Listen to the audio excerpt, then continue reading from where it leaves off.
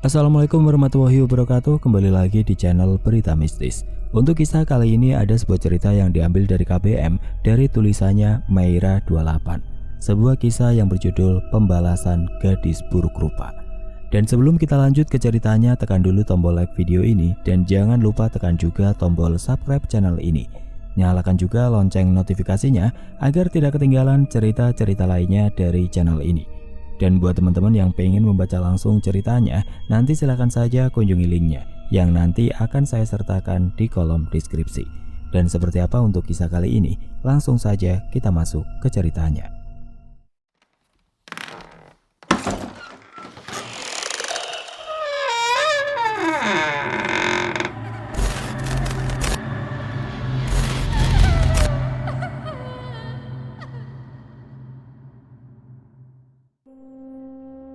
Cerita dari sudut pandang Arsita. Semilir angin membawa sebuah uraian syahdu menelusup ke dalam hati dan jiwaku yang tengah kelabu. Kusingkap gorden, kulihat suasana di luar amatlah indah. Sore hari yang memancarkan sinar jingganya menyambut malam yang akan tiba. Aku Arsita, seorang putri dari seorang pria kaya di desa Kencanawangi. Semua orang takut dan patuh pada ayahku. Namun, kegagahannya tetap kalah dengan sebuah rasa cinta pada seorang perempuan desa. Ia bahkan tidak dapat melihat ketulusan ibuku yang amat mencintainya. Aku tidak mau tahu. Pokoknya ayah harus membawa mereka ke sini, sekarang, teriakku pada ayah. Tapi sayang, bawahan ayah belum datang. Mereka sedang mencari gemblung. Jelas ayah yang terlihat panik melihatku mengamuk dan memarahinya. Ayah pergi meninggalkanku. Terdengar suara para bawahannya yang baru tiba. Ayah memarahi mereka dan menyuruhnya membawa dua pasang manusia yang amat aku benci. Aku memasuki kamarku. Aku rebahkan tubuh di atas kasur empuk yang selalu menjadi penenangku. Sejak ibu lumpuh dan ayah tidak sama sekali memperdulikannya, aku kesepian. Aku sendirian, meski selama ini ayah selalu melakukan segala hal yang aku mau. Aku terlonjat mendengar suara ayah yang tengah meraung. Aku berlari melihat ada keributan apa, sehingga membuat ayah mengerang. Astaga, ayah! Aku terbelalak ketika seorang perempuan tengah mencekik leher ayahku. Mayang! Api amarah kembali bergejolak tiap kali melihat wanita yang bernama Mayang. Ya, Mayang seorang wanita yang amat ayah cintai, bahkan sampai tega ayah berperilaku buruk kepada ibu, hanya karena perempuan itu. Mataku kembali membulat sempurna kala melihat sosok yang tengah mencekik leher ayahku. Naima, aku kembali terdiam. Amarahku kembali ciut kala melihat sosok yang berada dalam tubuh Mayang. Kulihat sebuah kayu di samping rumah, aku mengambilnya. Tanpa aba-aba aku berlari menghampiri ayah. Pak! Kupukul kepala wanita yang berani menyentuh ayahku. Hingga akhirnya ia terkulai dan tidak sadarkan diri. Mayang! Ayah! Kuhampiri ayah yang tengah meringis. Kulihat lehernya memerah. Begitupun dengan Yanto bekas tukang kebun kami. Ia terlihat khawatir melihat istrinya yang aku pukul menggunakan kayu. Bawa mereka pergi dari rumahku. Aku tidak ingin melihat wajah-wajah kurang ajar di sini. Ayah terlihat marah. Wajahnya merah dengan rahang mengeras. Aku tidak bisa berkata-kata karena sebelum aku bisa mengucapkannya, ayah lebih dulu mengusir mereka. Aku kembali ke dalam kamar dalam keadaan gelisah. Ayah, ia tidak pernah marah seperti itu padaku, tapi kulihat ia amat marah pada mereka. Entah apa penyebabnya. Apa hanya halusinasi saja? Tidak mungkin jika itu Naima. Dia sudah mati terbakar. Lagi aku memikirkan akan sesuatu yang sering membuatku takut. Sosok Naima kembali menghantui pikiranku. Tidak, aku hanya salah lihat. Kuusap kedua mata dan menutupnya dengan kedua tangan. Setiap kali aku mengingat Naima, hanya akan membuat hatiku perih. Perih karena pria yang kucintai tidak pernah mampu melupakan sosoknya. Seperti ayah tidak pernah mencintai ibu, tapi ibu amat mencintai dia lebih dari hidupnya sendiri. Hingga keadaannya seperti sekarang pun, ibu tetap mencintai ayah. Apa aku harus merasakan penderitaan ibu? Lirikku dengan suara parau. Tangis tengah menjadi temanku selama beberapa bulan ini. Aku telah menikah, namun hakku sebagai istri belum dapat aku rasakan. Setiap kali aku memberikan kehangatan pada suamiku, ia selalu bersikap acuh dan dingin. Tidak berselang lama aku dengar suara pintu terbuka. Ayah, ia menatapku dengan lekat, mungkin bertanya-tanya dengan keadaanku ini. Aku meluapkan segalanya pada ayah karena hanya dia yang mampu menjadi teman dan bahu di saat aku rapuh. Aku memintanya untuk segera membawa ibu berobat. Jangan biarkan ibuku terus tersiksa oleh penyakitnya yang diderita. Aku bahagia. Ayah memberikan kesempatan dan mulai membawa ibu ke kota. Kupeluk erat tubuhnya. Baunya yang tidak pernah berubah sejak aku kecil. Waktu pagi telah menyapa. Aku dengan sigap bersiap karena akan segera ke kota membawa ibu ke rumah sakit. Hanya butuh 2 jam perjalanan kami telah sampai. Ibu telah dimasukkan ke dalam ruang UGD. Mataku celilitan mencari keberadaan ayah.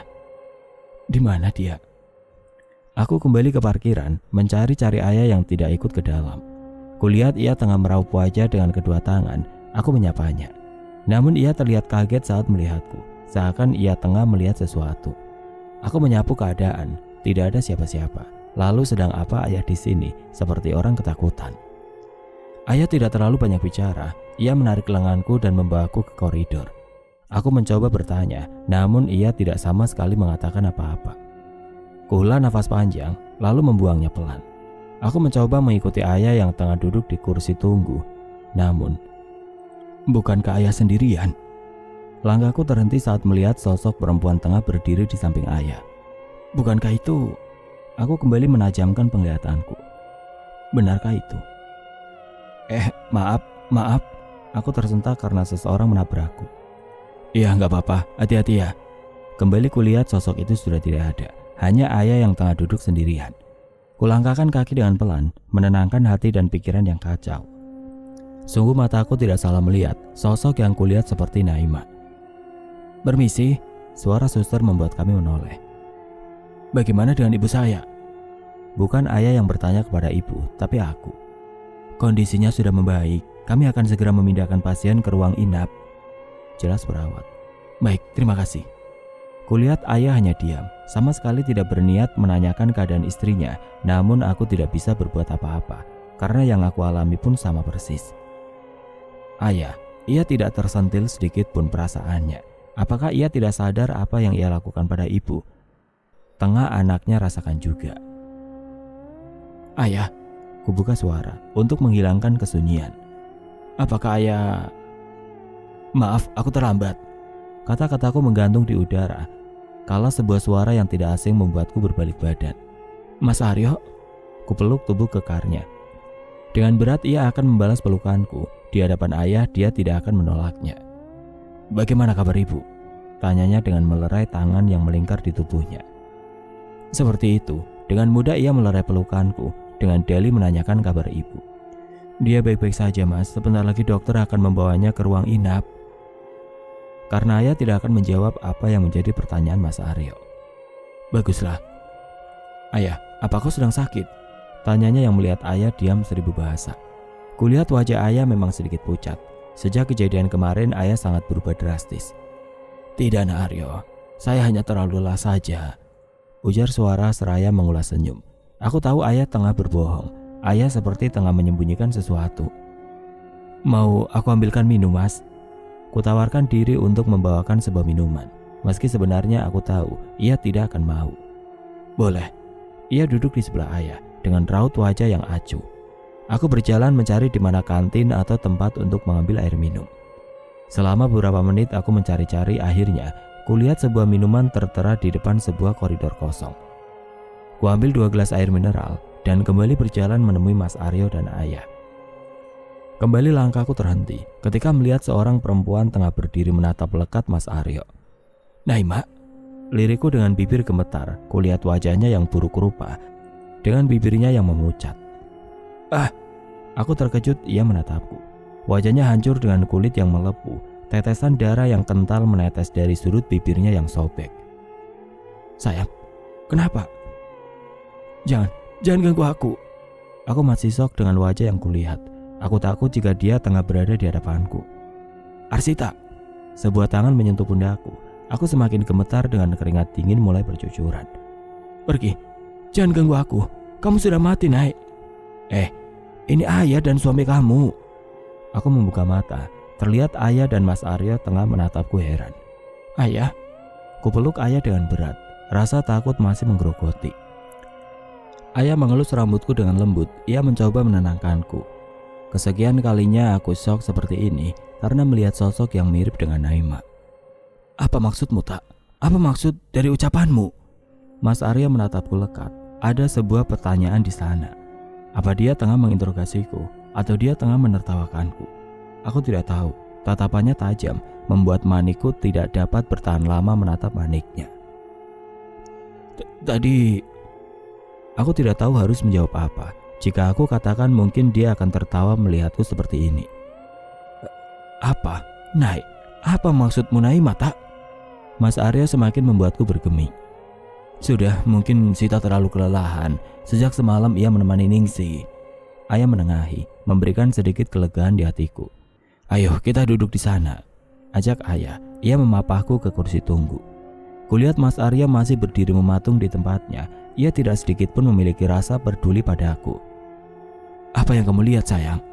Tiba-tiba ayah bertanya dengan menatap manikku dalam-dalam. Tadi aku... Permisi Pak, Nyonya Yuningsih akan segera kami bawa ke ruangan inap, ujar seseorang yang baru tiba, membuat ucapanku kembali terapung.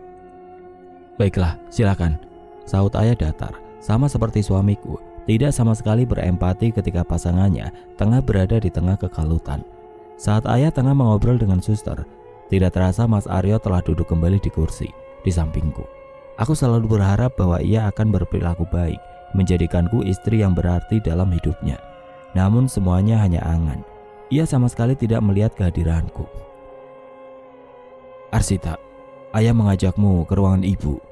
Aku tersentak dari lamunan ketika suara yang lembut memanggil namaku. Iya, kenapa? Aku salah tingkah karena terlalu dalam lamunanku sehingga tidak mendengar ucapan Mas Aryo. Ayah mengajakmu ke ruangan ibu. Dia sudah duluan mengikuti dokter. Baiklah. Aku pun bangkit karena ingin segera mengejar ayah yang mengantar ibu ke ruangan inap biasa. Aku pikir Mas Aryo tidak akan ikut menemani, namun rupanya ia berjalan di belakangku. Aku lupa. Ruangan VIP nomor 187, ujarnya memotong ucapanku. Aku lupa tidak bertanya di mana ruangan ibu. Beruntung Mas Aryo mengikutiku. Makasih Mas. Aku harus bersabar. Pengorbanan untuk menikah dengannya amatlah besar. Ayah rela memprovokasi warga, memfitnah gadis buruk rupa itu agar warga membakarnya. Ya, ayah melakukan itu karena memenuhi keinginanku. Meski sejak itu perubahan Mas Aryo lebih jauh, dia sangat dingin. Apalagi ia tahu jika Naima mati karena dibakar warga atas perintah ayahku. Aku berbalik, mendengar seseorang memanggil namaku. Rita, kulihat Rita, Siska dan Cindy berada di sini. Kalian di sini kenapa? Kami tahu ibumu dibawa ke sini, jadi kami sama-sama mau menjenguk, ujar Cindy yang mengedipkan mata dengan melirik Rita dan Siska. Ya ampun, jauh-jauh kalian ke sini. Kupeluk ketiga sahabat terbaikku itu. Memang hanya mereka yang selalu menjadi teman di saat aku tengah gundah. Bagaimana keadaan Tante Ar? Tanya Siska.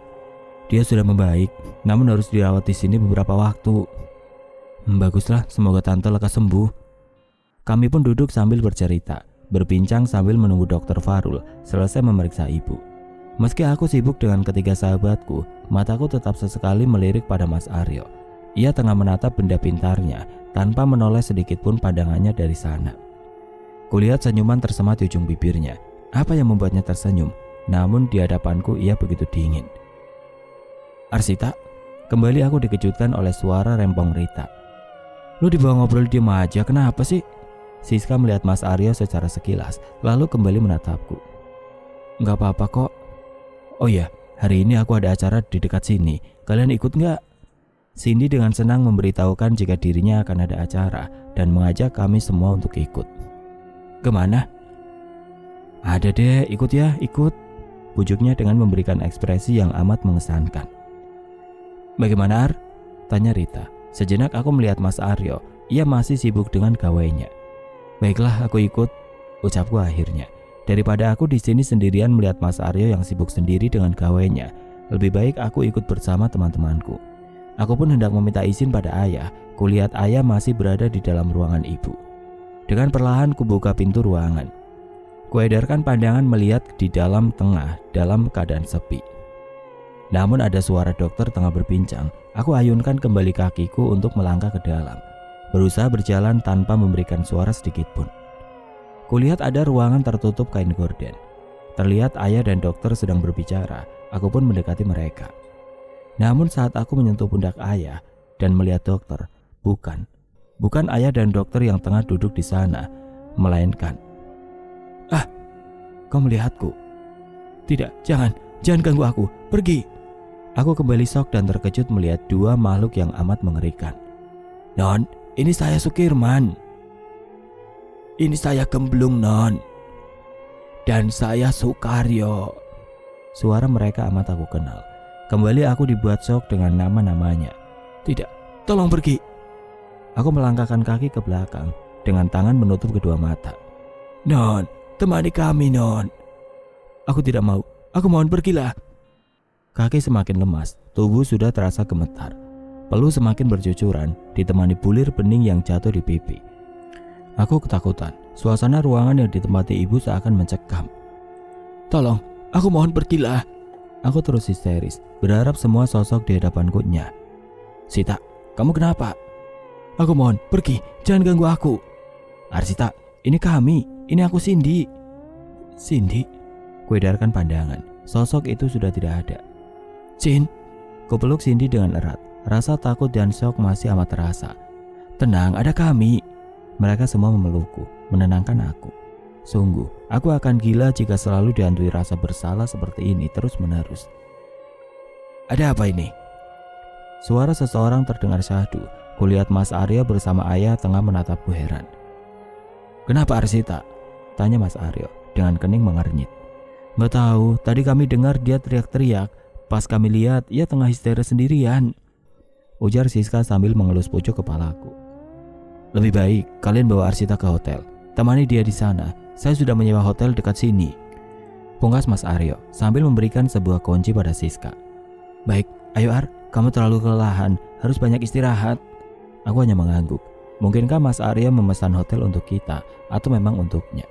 Namun sesaat aku mengingat kembali di mana dirinya tengah asik dengan gawainya dan senyum-senyum sendiri. Apa jangan-jangan? Kuharap memang Mas Aryo memesan hotel untuk kami, bukan untuk bersama wanita lain seperti dalam pikiranku.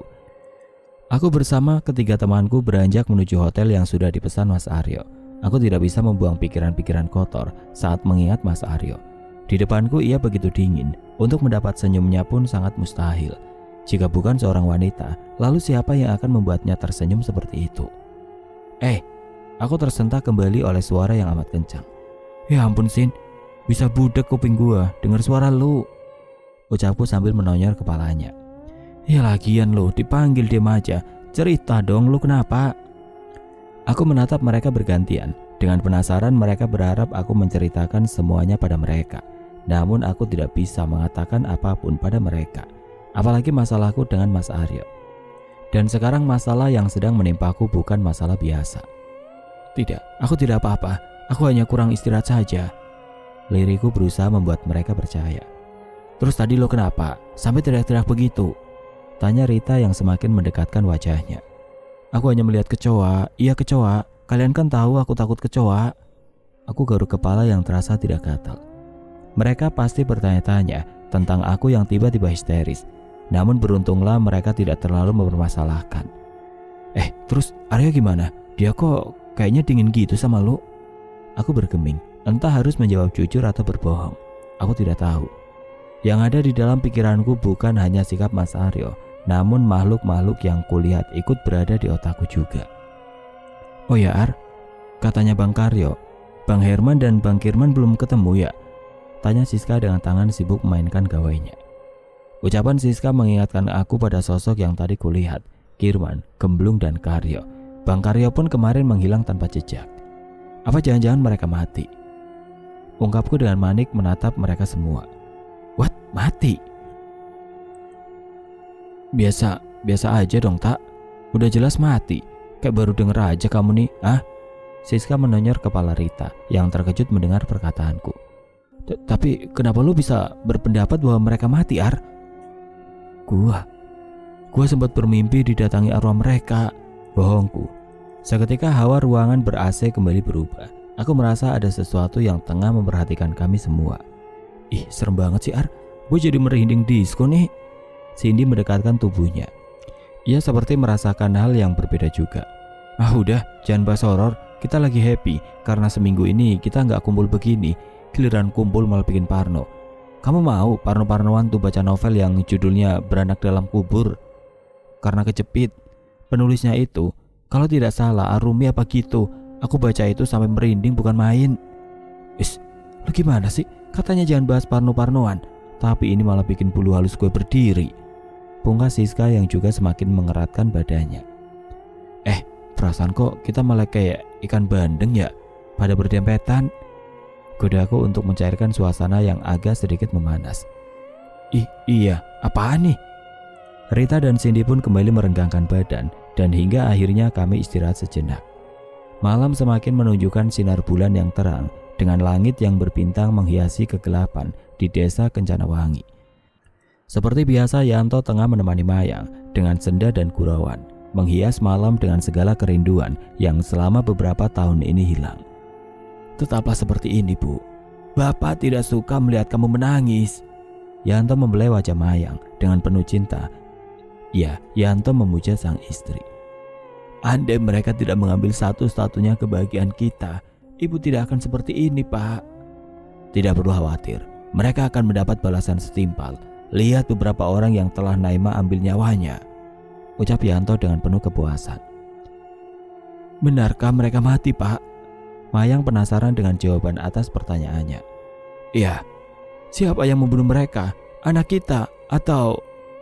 Bapak membantunya dan anak kita yang memberikan pelajaran untuk para bajingan itu. Para pria terkutuk itu akan mati secara mengenaskan. Bahkan tidak akan ada yang tahu kematiannya. Senyum Mayang mengembang. Ia memeluk Yanto, mengutarakan kebahagiaannya atas kematian para biadab yang membakar putrinya. Suatu saat ibu akan melihat kematian yang lainnya, ujar Yanto dengan melerai pelukan Mayang. Siapa? Nanti ibu akan tahu sendiri. Yanto mengecup kening Mayang. Tanpa mereka sadari ada sepasang mata yang tengah memperhatikannya. Maafkan Bapak karena tidak bisa mengikhlaskan kepergianmu, batin Yanto. Malam semakin larut, Mayang dan Yanto terlelap dalam mimpinya. Dalam lelapnya tidur mereka tidak menyadari akan adanya sosok yang menghampirinya. Bu, Pak, lirinya dengan suara parau dan berat. Aku berjanji akan menghukum manusia yang sudah membuat kalian bersedih, ujar sosok tersebut. Genangan bulir bening telah membasahi wajahnya yang pucat pasi. Aku berjanji pada kalian akan memberikan hukuman paling menyakitkan bagi mereka yang sudah menghancurkan kita. Aku berjanji pada kalian. Sosok tersebut kembali melayang menjauh dan berubah menjadi kepulan asap hitam setelah selesai mengucapkan kalimat tersebut pada keduanya. Naik, Yanto membuka mata. Ia tahu jika Naima datang menghampirinya. Balaskan rasa sakitmu. Bapak dan ibu mendukungmu, Naik, liri Yanto, lalu kembali menatap Mayang yang sudah tertidur pulas. Pagi kembali menampakkan sinarnya. Seperti biasa Yanto dan Mayang akan segera berangkat ke ladang. Apa benar jika hutan di sana terdapat hewan buas? Ujar seorang pria yang membawa cangkul pada temannya. Kurang tahu, namun si Iwan katanya melihat tetesan darah di dalam hutan, timpal warga satunya. Tapi di sana juga ada bekas pembakaran sesuatu. Terdapat tulang belulang di sana, sisa dari tulang yang tidak terbakar. Jadi apa ada pemburu di hutan? Dan masalahnya 3 warga kita berturut-turut hilang. Jadi masih banyak pertanyaan yang belum bisa dipastikan. Yanto hanya mendengarkan tanpa peduli dan mau bertanya. Ia tersenyum getir mendengar para warga yang heboh dengan hilangnya para pria yang ia bakar. Mereka masih mempertanyakan kemana dan hidup atau mati Kakaryo, Kirman dan Gemblung. Carilah hingga ujung neraka, karena mereka tidak akan pernah ketemu, batin Yanto. Jangan terlalu peduli, Pak. Biar mereka sibuk mencari para bajingan itu, ucap Mayang yang datang tiba-tiba. Yanto tersenyum, membuat Mayang merasa yakin jika ketiga pria bajingan itu sudah mati. Ayo, Bu, ajak Yanto. Lalu mereka melangkah menuju ladang dan bekerja seperti biasa. Hari semakin terlihat terik. Sinar matahari telah berada di atas kepala, membuat Mayang dan Yanto berhenti sejenak. Hingga pukul 4 sore Mayang dan Yanto akhirnya pulang dan kembali berkutat di rumahnya. Setelah semua selesai, Mayang menyiapkan semuanya dan mengajak sang suami untuk makan bersama. Loh, ini... Tunjuk Yanto pada sebuah piring berisi nasi dan lauk. Biarkan Naima makan, Pak. Dia pasti rindu masakan ibu. Hati Yanto seakan teriris mendengar ucapan Mayang. Selama 5 tahun lebih mereka hidup berdua, tapi Mayang tidak lupa akan sesuatu yang menjadi kesukaan sang anak. Telur balado, tumis ikan, dan sambal ikan teri adalah kesukaan Naima. Ibu rindu dia, Pak. Yanto semakin bergeming, tangannya bergetar, merasakan penderitaan sang istri yang begitu merindukan putrinya. Maafkan Bapak, karena Bapak tidak mampu menjaga putri kita, ujar Yanto dengan mengepalkan kedua tangan. Sudahlah, lebih baik kita makan. Mayang mengusap bulir bening yang telah membasahi kedua pipinya dengan kasar. Yanto pun menuruti Mayang, sejenak melupakan amarah yang hampir meledak. Di satu sisi Pramuja tengah menemani Ningsih. Sejak memasuki UGD dan dipindahkan, Ningsih belum juga membuka mata. Perlahan Pramuja menatap lekat wajah Ningsih, wanita yang 35 tahun menemaninya dan memberikan satu putri yang amat ia sayangi. Hatinya terenyuh melihat ketulusan Ningsih. Namun ego masih berat dan masih mengisi pikirannya. Tidak, aku hanya mencintai Mayang, lirik Pramuja dengan menepis keras tangannya yang hendak meraih wajah Ningsih. Ia kembali keluar ruangan, duduk dengan sebuah rokok di tangannya. Perlahan Pramuja memejamkan mata, sejenak membuang beban di pikirannya, mencoba menuai rasa yang hilang dan berusaha memulihkannya. Mayang, lirik Pramuja, kau harus menebus kesalahanmu. Matilah bersama rasa bersalahmu. Pungkas sosok wanita yang tengah berdiri di bawah pohon tua besar. Kenapa kau menyiksa aku selama ini? Ucap Pramuja dengan suara lirih dan parau. Tidak salahkah kau berkata? Bukankah kau yang menyiksaku, menyiksa putriku, dan membunuhnya? Pramuja terdiam. Ia ingin menyangkal namun membenarkan juga ucapannya. Semua aku lakukan karena dirimu. Kau melakukan karena aku. Baiklah, jika kau melakukan itu karena aku, maka putriku membunuhmu pun karena diriku. Seringnya Mayang dengan tatapan nyalang. Pramuja tidak mengeluarkan kata-kata lagi. Ia hanya menatap kepergian Mayang yang semakin jauh semakin menghilang di balik kegelapan. Matilah di tanganku. Suara tawa dan gema menggelegar di tengah perkatnya malam. Pramuja mengedarkan pandangan, mencari-cari sosok yang tengah berbicara. Matilah dengan rasa bersalahmu. Pramuja tersadar, wajahnya dibanjiri oleh peluh dan keringat dingin. Ia menyekanya dengan kasar, menyapu ruangan kosong yang masih gelap. Hanya satu orang yang lalu lalang. Dia terlihat panik setelah apa yang dialaminya. Mimpikah? Atau... Pramuja tersentak dari alam sadarnya. Pikiran kosongnya mampu membuat sosok tersebut masuk ke dalam pikiran dan merasuki dirinya. Kau harus ikut bersamaku, menemani ketiga bawahanmu. Kembali suara serak dan parau terdengar sayu di telinganya, membuat Pramuja menoleh, namun tidak ada siapa-siapa. Kurang ajar kau Mayang, aku akan datang memberimu pelajaran. Pramuja memukul dinding dengan tinjunya, darah menetes dari jarinya yang terluka karena pukulan yang terlalu kencang. Perlahan Pramuja mengambil sesuatu di saku celana, sebuah benda pintar yang dia keluarkan. Tidak lama dia menelpon dan dengan segera ia menutupnya. Tidak berselang lama Aryo datang dengan tergopoh-gopoh, melihat ada keanehan karena tangan Pramuja yang terluka. Ayah, ada apa? Ayah harus pergi, titip ibu. Tanpa menunggu jawaban Aryo, Pramuja pergi begitu saja. Tapi ayah mau kemana? Suara teriakan Aryo tidak dihiraukannya. Ia berjalan setengah berlari meninggalkan rumah sakit. Sepertinya ada yang tidak beres.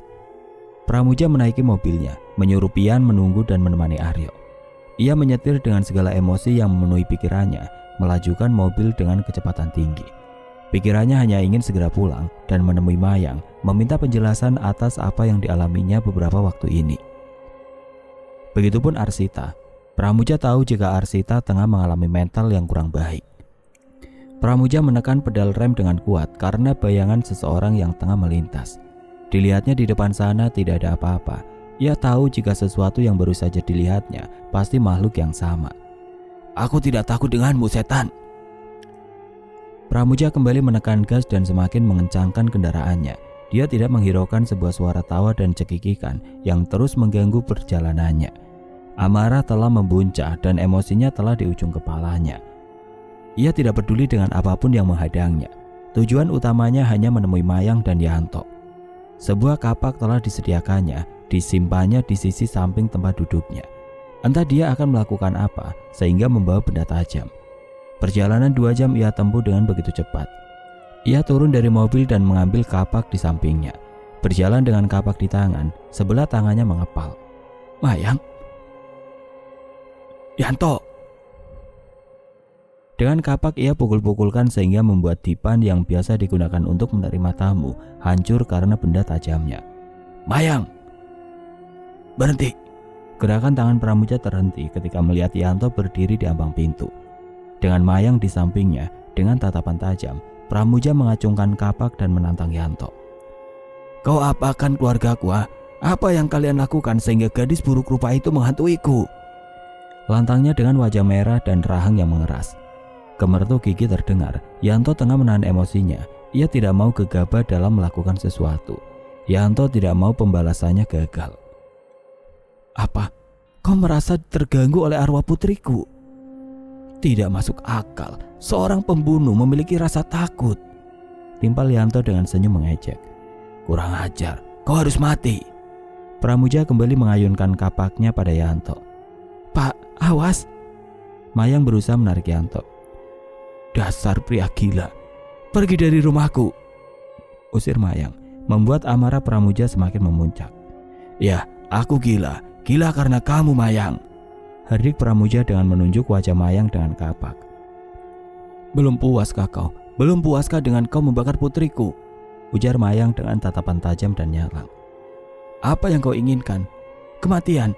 Tidak perlu kau khawatirkan, kematianmu akan tiba. Yanto berdesi seraya melirik pada sebuah pohon. Pramuja dan Mayang mengikuti arah yang dilihat Yanto. Keduanya terbelalak. Begitupun dengan Pramuja. Seketika tubuhnya gemetar dengan degup jantung yang tidak beraturan. Aku tidak takut denganmu. Kau sudah mati.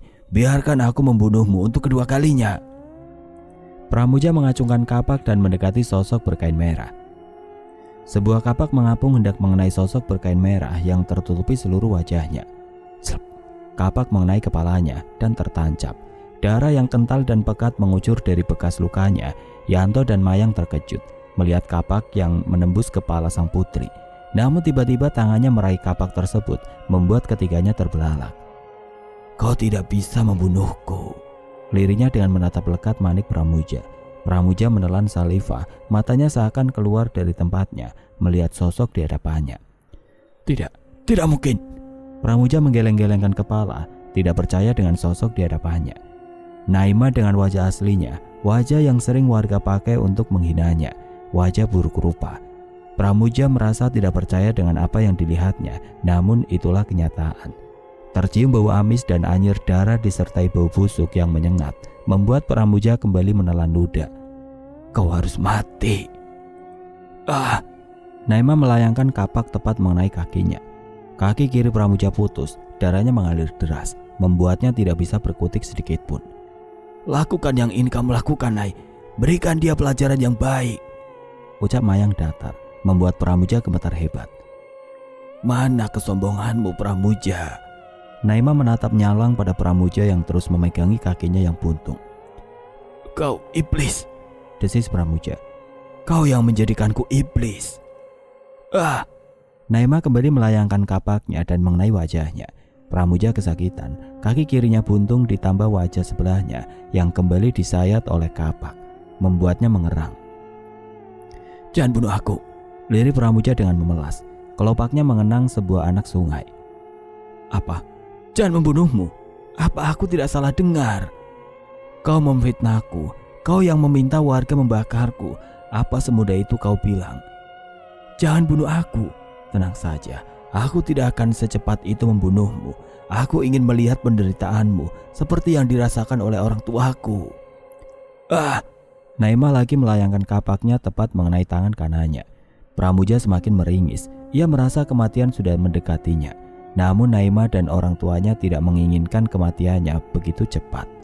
Mereka ingin melihat penderitaan Pramuja terlebih dahulu. Naima melemparkan kapak ke sembarang arah, lalu berubah menjadi kepulan asap hitam dan menghilang. Yanto dan Mayang tersenyum puas. Mereka pun meninggalkan Pramuja yang tengah kesakitan dan meraung. Pramuja menyeret kakinya yang buntung. Yanto dan Mayang tidak sama sekali peduli melihatnya terkulai dengan luka di tubuhnya. "Tuan, apa yang terjadi?" Tidak lama kemudian tetangga berlarian melihat sesuatu yang terjadi karena erangan Pramuja membuat mereka keluar dari rumah. "Lihat, kakinya buntung," ucap salah satu warga yang berbadan kempal. "Iya, tangan dan wajahnya juga," sambung warga lainnya. "Siapa yang melakukan ini, Tuan?" Pramuja menggeleng lemas. Ia tidak mengatakan apapun pada warga. Seandainya ia berkata pun, warga hanya akan menertawakannya, apalagi jika mereka tahu Naima pelakunya. "Bawa saja ke rumahnya," ucap Padasum. "Tapi di rumahnya tidak ada siapa-siapa, Pak, karena tadi pagi Tuan Pramuja membawa Bu Ningsi ke rumah sakit." "Bu Ningsi?" ulang Padasum. Semuanya serentak mengangguk. "Baiklah, bawa ke rumah saya, biar bidan Tika merawatnya." "Baik, Pak." Mereka semua membawa Pramuja ke rumah Padasum yang bertepatan dengan rumah bidan Tika. Setelah sampai, mereka dengan cepat membawanya ke dalam agar bidan Tika segera menanganinya. "Ini kenapa, Pak?" tanya bidan Tika dengan wajah terkejut. "Tidak tahu, Bu. Kami menemukannya di jalan. Tapi saya tidak memiliki banyak peralatan. Dia harus dibawa ke rumah sakit. Besok kami akan menghubungi Nyonya Arsita kembali. Tapi untuk sekarang tolong tangani dulu, Bu. Kasihan." "Baiklah, ada beberapa obat yang bisa sedikit mengurangi rasa sakit, juga obat antiseptiknya." Bidan segera menangani Pramuja dengan peralatan seadanya. Karena luka yang terlalu parah membuat bidan sedikit kesulitan. Ditambah luka sayatan di pipinya begitu besar sehingga daging kemerahannya terlihat. Bau amis darah menguar di penjuru ruangan. Pramuja tidak sadarkan diri sejak warga membawanya ke rumah bidan Tika, membuat sedikit kemudahan untuk bidan Tika menanganinya. Padasum tengah menunggu kedatangan putri Pramuja, Arsita. Semalam mereka terus menghubunginya hingga akhirnya Arsita menerima telepon dari Padasum. 2 jam menunggu, akhirnya Arsita datang dengan wajah penuh kekhawatiran. "Di mana ayahku?" sapanya setelah berhadapan dengan Padasum. "Di dalam." Arsita dengan cepat berlari tanpa menunggu penjelasan dari Padasum. "Ayah?" lirik Arsita, pandangannya tiba-tiba buram di saat melihat keadaan sang ayah. Ayah kenapa? Kenapa bisa di sini dan seperti ini? Apa yang terjadi, Ayah?" Arsita dengan beruntun bertanya pada Pramuja yang masih dalam keadaan tidak sadar. "Ayah, bangun." Arsita menangis terseduh-seduh melihat Pramuja yang tidak sedikit pun membuka mata dan menjawab pertanyaan-pertanyaannya. "Apa yang terjadi pada ayahku?" tanya Arsita menatap lekat manik Padasum. Padasum melirik pada kedua warga lainnya. "Kami tidak tahu, yang pasti kami menemukan Tuan di jalan," ujar Padasum dengan gugup. "Apa kalian tidak tahu? Lalu kenapa ayah saya di sini? Bukankah kemarin dia tengah menemani ibu?" pungkas Arsita dengan mendelik tajam. Padasum dan warga lainnya terdiam, entah harus mengatakan apa mereka tidak tahu. Karena memang kenyataannya mereka menemukan Pramuja di tengah jalan. "Non, saya harap Tuan segera dibawa ke rumah sakit, karena di sini kami tidak memiliki peralatan khusus. Takutnya lukanya infeksi." Bidan Tika ikut bicara karena tidak mau terlalu panjang mendapati masalah dengan keduanya. "Infeksi? Memangnya kenapa dengan ayah?" Arsita tidak tahu jika perban penutup wajahnya adalah penutup sebuah luka yang amat menganga di sana. "Kaki Tuan." "Kaki ayah? Kenapa dengan kaki ayah?" Arsita kembali bertanya dengan melirik selimut yang menutupi tubuh Pramuja. Perlahan tangan Arsita menyingkap selimut tersebut. Betapa terkejut dan syoknya Arsita kala melihat salah satu kaki Pramuja putus. "Apa yang terjadi pada ayah? Kenapa kakinya buntung?" Arsita kembali melihat sebelah tangan ayahnya yang juga dibungkus dan putus. Dia menutup mulutnya, matanya membulat sempurna, mengetahui jika kaki dan tangannya putus. Ditambah wajahnya terdapat luka sayatan yang begitu menganga. Dia harus segera ditangani dan harus segera dirawat. Bidan Tika kembali bersuara dengan tangan menyentuh pundak Arsita. "Siapa yang melakukan ini pada ayah? Siapa?" Herdik Arsita menatap tajam Bidan Tika dan yang berada di sana. "Siapa pelakunya?" Arsita berteriak histeris kala ia tahu sang ayah tengah mengalami kondisi yang amat mengkhawatirkan. "Sabar, Non. Lebih baik sekarang bawa Tuan ke kota agar secepatnya ditangani. Kasihan jika lukanya infeksi." Padasum mengelus pundak Arsita dengan sabar. Ia tahu jika Arsita syok melihat keadaan ayahnya. "Bawa ayah ke mobil," lirik Arsita dengan berjalan gontai keluar dari ruangan 3 kali 4 meter persegi tersebut. Arsita termenung, menutup wajah dengan kedua tangannya. "Apa yang terjadi sebenarnya? Kenapa semuanya jadi seperti ini?" gumam Arsita dengan tangis sedu-sedan. "Sudah, Non." Pak Dasum tengah berdiri sambil menatap iba Arsita. Ia tidak tega, namun ia pun tidak bisa berbuat banyak. "Baik, terima kasih." Pak Dasum melongo, menatap Arsita yang pergi setelah mengucapkan kata terima kasih. "Wah, ada apa gerangan? Tumben Non Arsita mengatakan terima kasih," ucap Edi tetangga Pak Dasum. "Sudahlah, berarti itu pertanda baik. Mari kita pulang." "Bu Tika, terima kasih, kami permisi." "Sama-sama." Pak Dasum dan warga lainnya ikut undur diri dari rumah Bidan Tika karena memang saat itu bidan masih belum layak seperti sekarang.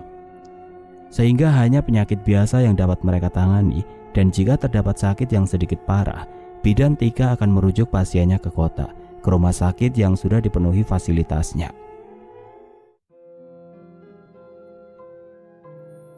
Oke teman-teman, sampai di sini dulu ceritanya. Nantikan kelanjutan kisah ini di video berikutnya.